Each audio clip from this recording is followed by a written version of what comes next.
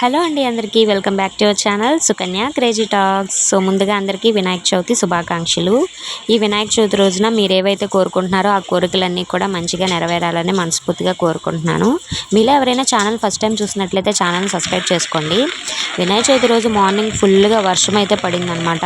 ఏ పని కూడా సరిగ్గా చేసుకోవడానికి లేకోకుండా అంత వర్షంలోనే చెల్లి వెళ్ళి పూజా సామాగ్రి అన్నీ కూడా తెచ్చుకుంది. బజార్ వెళ్ళి చూసారుగా, బయటకైతే వచ్చాను. వ్రతకథ పుస్తకం అయితే దొరకలేదు. సో పక్కింట్లో వెళ్ళి తీసుకుందామని చెప్పి వెళ్తుంటే వర్షం పడి నీళ్ళు అయితే ఆ రోడ్ల మీద అలా పారుతూ ఉన్నాయన్నమాట.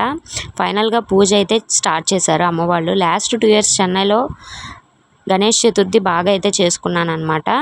అండ్ ఈ ఇయర్ డెలివరీ అయింది కాబట్టి అమ్మ వాళ్ళ ఇంట్లోనే మ్యాక్సిమం పండుగలన్నీ కవర్ అయ్యేటట్టు ఉన్నాయి. సో వినాయక చవితి రోజున అమ్మ పాల తాలికలు, ఉండ్రాలు, మోదకాలు, కేసరి, పులిహార, సలివి, వనపప్పు, పానకం అయితే చేసింది. నాకు పాల తాలికలు అంటే చాలా ఇష్టం అనమాట. లాస్ట్ టైం చెన్నైలో చేశాను కానీ అంత పర్ఫెక్ట్గా రాలేదు. అమ్మ చేసిన పాల తాలికలు చాలా బాగుంటాయి. అండ్ అలాగే పెద్దమ్మ అయితే చింతపండు పులిహార పంపించారు. ఇంకా పూజ అయితే స్టార్ట్ చేశారు.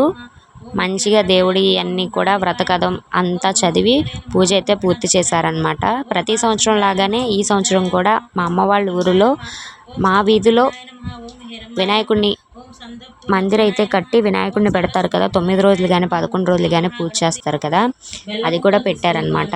నా చిన్నప్పుడు వినాయక చవితి అంటే మా అమ్మ నావి నా చెల్లివి బుక్స్ అన్నీ తెచ్చి ఇలా పెట్టి దేవుడి దగ్గర అయితే పెట్టేది. ఇప్పుడు నేను మా పాపని ఇక్కడ స్కూల్లో జాయిన్ చేశాను కాబట్టి తన పుస్తకాలన్నీ దేవుడి దగ్గర పెట్టయితే దండం పెట్టుకున్నాము. మా ఇంటి ఎదురుగా ఉన్న పందిరిలో వినాయకుడిని పెట్టాను అన్నాను కదా, సో అది ఇదే అనమాట.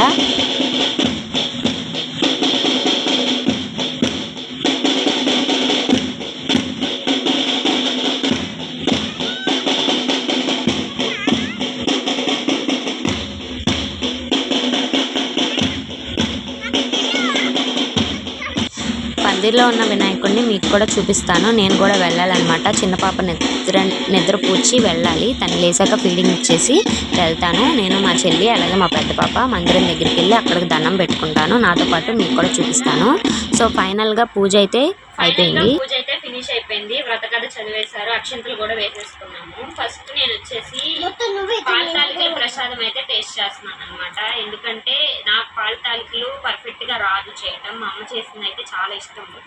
సో టేస్ట్ చేసి ఎలా ఉందో మీతో కూడా చెప్తాను అనమాట.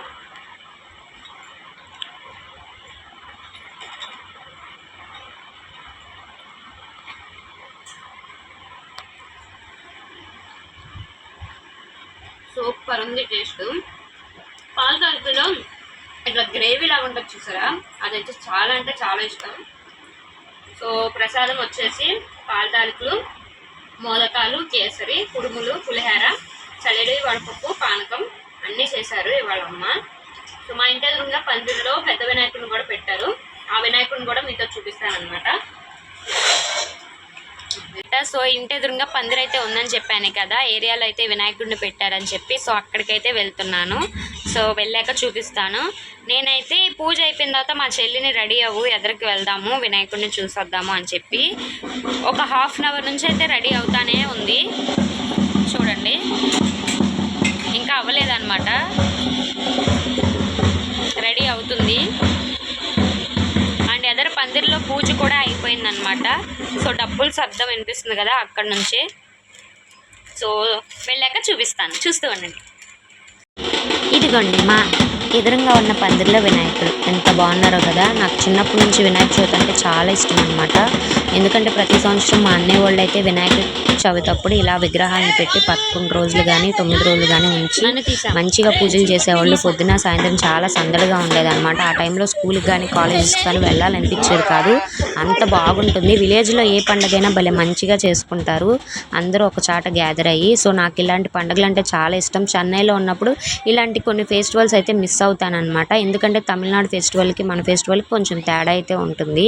సో ఫైనల్గా ఇయర్ ఇక్కడే ఉన్నా కాబట్టి మంచిగా ఎంజాయ్ అయితే చేస్తాం. ఫుల్ డే బ్లాగ్ అయితే తీద్దాం అనుకున్నా కానీ చిన్న పాప ఉండటం వల్ల కుదరలేదు. సో వీడియో ఎక్కడితో అయితే ఎండ్ అయిపోతుంది. సో వీడియో నచ్చితే please do like, share and subscribe to my channel. Thank you for watching.